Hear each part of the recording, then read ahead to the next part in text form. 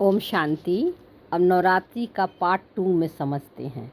हमने उसमें बोला था पहली वीडियो में कि हम देवियाँ सब कुछ समर्पण कर देती है, तन मन धन। तो समर्पण यानी क्या? देवियाँ जो है त्याग और तपस्या करती हैं परमात्मा के याद में। त्याग क्या करती हैं? अपने को शरीर नहीं समझकर क्या समझती हैं? आत्मा समझती हैं। जीते जी शरीर में रहते हुए अपने को माइंड बॉडी से अलग कर लेती हैं और शरीरी बन जाती हैं।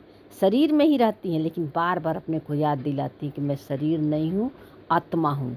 और त्याग क्या करती हैं? तपस्या क्या करती हैं? तपस्या ये करती हैं कि जो धन, संबंध, संपर्क है ना, जो सब कुछ जो परमात्मा को हम समर्पण कर देते हैं, तो वो धन परमात्मा नहीं लेता है ना। सब कुछ अपने पास ही रहता है, कुछ भी परमात्मा नहीं लेता है। लेकिन हम क्या करते हैं? अब मेरा नहीं लगाते। मेरा घर, मेरा धन, मेरी प्रॉपर्टी, मैं बहुत ज्ञानी हूँ, मेरा जो है पद पोजीशन बहुत ऊंचा है, मैं पैसे वाली हूँ। नहीं, इस मैं और मेरे के भान से निकल जाते हैं। ये है तपस्या। तो त्याग तपस्या को ही समर्पण करते हैं। ये दो चीज़ करना पड़ता है। तो हम फिर क्या इसको याद दिलाते हैं बार बार माइंड मन को? ये सब परमात्मा का दिया हुआ है ना। ये सब परमात्मा का है ना, मेरा नहीं है ना। मैं कौन हूँ? आत्मा हूँ, परमात्मा का बच्चा हूँ। और इसी दृष्टि से फिर हम सबको देखते भी हैं है ना। तो ये त्याग तपस्या देवियाँ जीते जी करती है। जब परमात्मा इस सृष्टि पर आता है मीन्स क्या? लिखा हुआ है ना गीता में कि जब जब धर्म गति ग्लानि होगी तब तब मैं आऊँगा है ना, और सारे धर्मों को विनाश करके एक धर्म का स्थापना करूँगा, आदि सनातन देवी देवता धर्म है ना। तो आदि सनातन देवी देवता धर्म क्या है? धर्म मतलब अपने को आत्मा समझना है ना। ये है आत्मिक धर्म। ये सबसे बड़ा धर्म है। इस धर्म में कोई भेदभाव नहीं है, बड़ा छोटा नहीं है, तेरा मेरा नहीं है, सारा विश्व ही एक परिवार है ना। तो इसलिए अब ये देवियाँ करती कैसे हैं? इनको दिखाने के लिए उनको इतने सारे अलंकार दिखाया हुआ है ना, कि ज्ञान को कैसे अपने जीवन में धारण करती हैं है ना। तो हम क्या करते हैं नवरात्रि में? अष्ट शक्तियों की पूजा करते हैं, अष्ट शक्तियों का आह्वान करते हैं। आज घर घर में धूमधाम से पूरे विश्व में सबके घर हो रहे हैं, भजन कीर्तन सब कुछ हो रही है। लेकिन हमने कभी ये नहीं सोचा कि देवियों को 8 भुजा क्यों दिखाया हुआ है? 8 हाथ दिखाया हुआ है ना। उनका सवारी क्या दिखाया हुआ है? शेर दिखाया हुआ है ना, शेर दिखाया हुआ है। तो 8 भुजा के मतलब क्या है? वो शक्ति का प्रतीक है ना। और वो शक्ति आई कैसे? 8 हाथों में एक एक अलंकार दिखाया हुआ है ना। तो पहला अलंकार क्या दिखाया हुआ है? शंख दिखाया हुआ है। शंख जो है ज्ञान का प्रतीक है। ज्ञान मतलब परमात्मा आता है तो समझ दे देता है, और समझ देता है क्या? कि तुम शरीर नहीं हो, आत्मा है ना। तो ये है ज्ञान का प्रतीक शंख है। और दूसरे हाथ में क्या दिखाते हैं? दूसरे हाथ में कमल का फूल दिखाते हैं है ना। तो आत्मा समझने के लिए है ना, घर परिवार में रहते हुए सब काम करते हुए अपने को आत्मा समझ के हर काम करते हैं है ना। तो एक कमल का फूल उसका प्रतीक है। कमल का फूल क्या है? कीचड़ में खिलता है ना। लेकिन आप देखेंगे कि उस पर एक भी कीचड़ का छींटा नहीं पड़ता, वो डिटैच रहता है कीचड़ से है ना।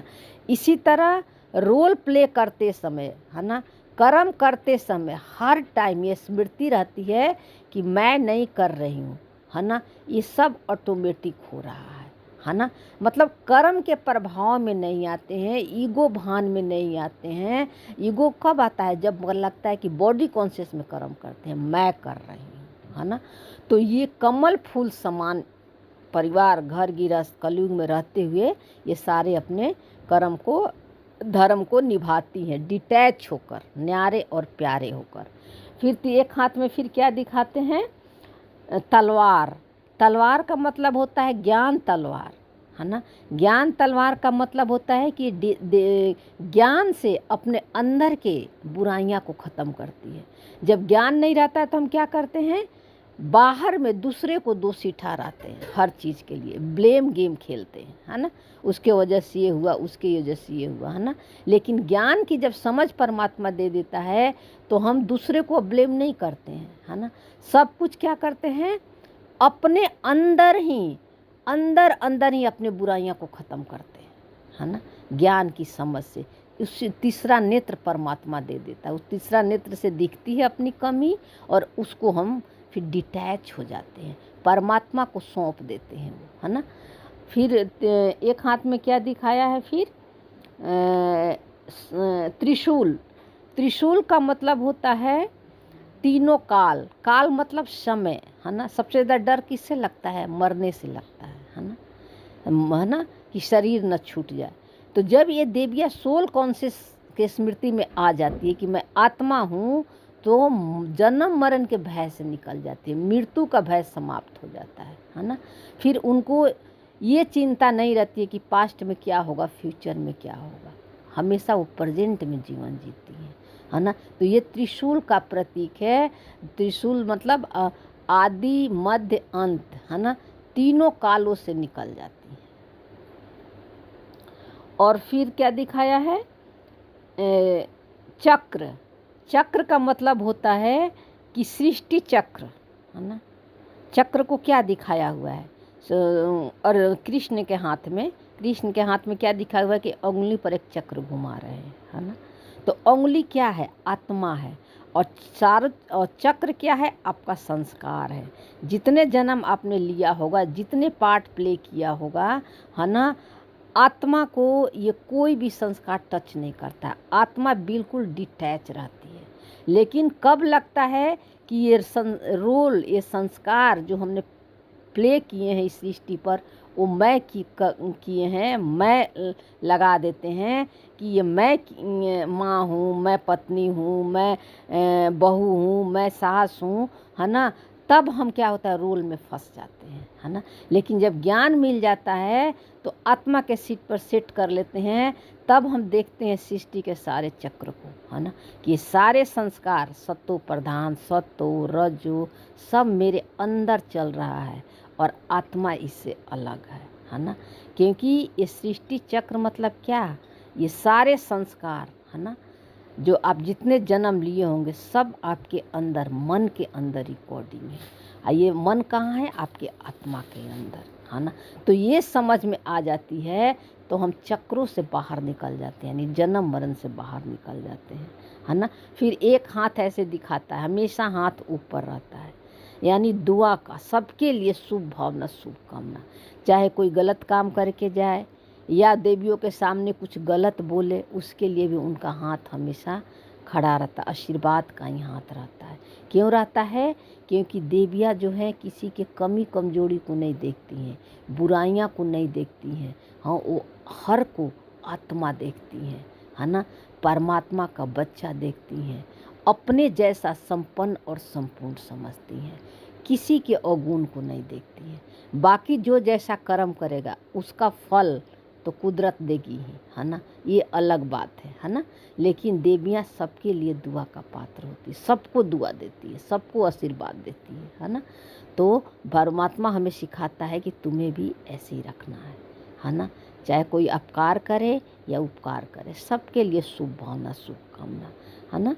इसी तरह उनके हाथों में इस तरह करके ये जो सारे चक्र जो उनके दिखाया हुआ है उनके हाथों में, तो ये सब जो है इसके पीछे ये आध्यात्मिक रहस्य है ना। फिर शेर का क्या है, शक्ति का प्रतीक है ना, शक्ति का प्रतीक है। तो ये देवियों को क्या दिखाया हुआ, काली माँ को दिखाया हुआ है कि सारे गले में जो है सिर काट के पहनी है और एक पैरों से राक्षस को दबोच दी है ना। तो कोई भी माँ, है ना, काली माँ है ना, किसी को ऐसे संहार कर सकती है नहीं। वो ये दिखाया हुआ है उनके गले में सारे सिर काट कर कि उन्होंने अहंकार का सिर काटा, ईगो का सिर काटा, बॉडी कॉन्शियस को सिर काट दिया और अपने को आत्मा समझने लगी, है ना, बॉडी के जगह, है ना, कि मैं शरीर हूँ के जगह अपने को आत्मा समझने लगी। मैं शरीर नहीं हूँ, कौन हूँ, आत्मा हूँ, परमात्मा का बच्चा हूँ। और जितने भी बुराइयां मन में, क्रोध का, लोभ का, ईर्ष्या का, मोह का, देश का, जितने भी कमी कमजोरी आया उसको पैरों से दबाते हुए दिखाया है ये राक्षस के रूप में कि उससे हम डिटैच हो गए, है ना, वो मेरा नहीं है ना। हमने क्या बार बार मन को याद दिलाया, मन को हमने याद दिलाया कि मेरा गुण है शांति, सुख, प्रेम, आनंद, ये आत्मा का नेचुरल गुण है।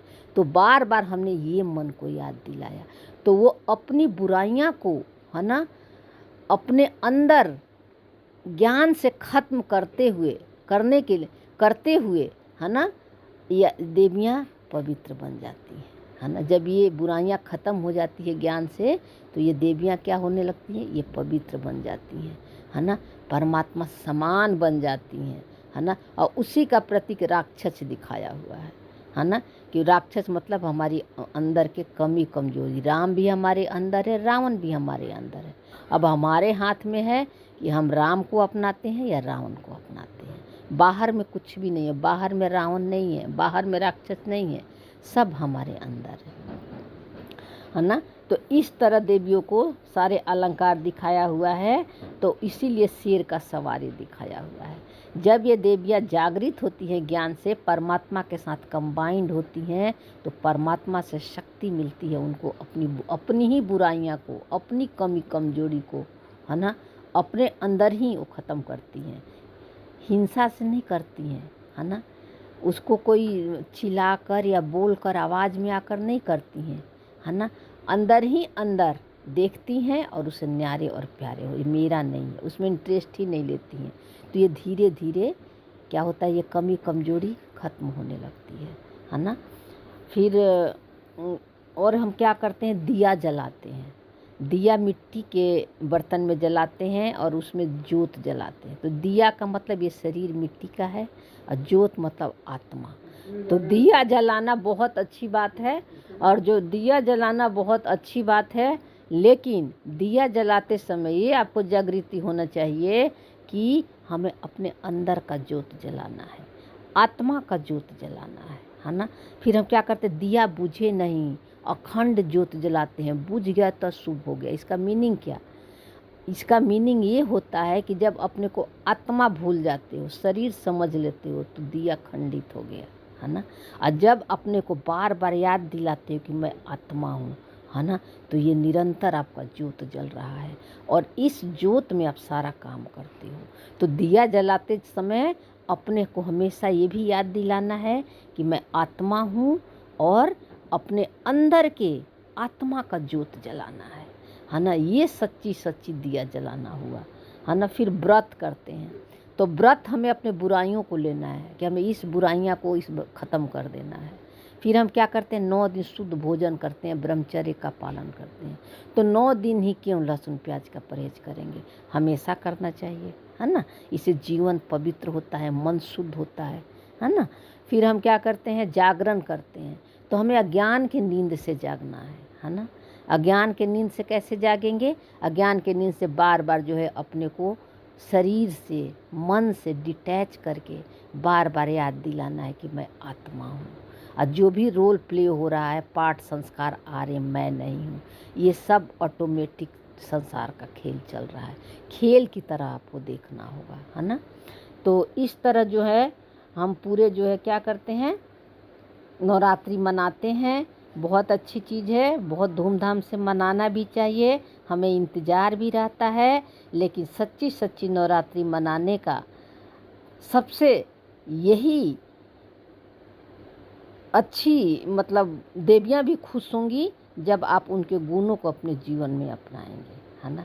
उनके समान बनने का भी आप पुरुषार्थ करेंगे, है ना। तब आपकी सच्ची सच्ची नवरात्रि है। ओम शांति।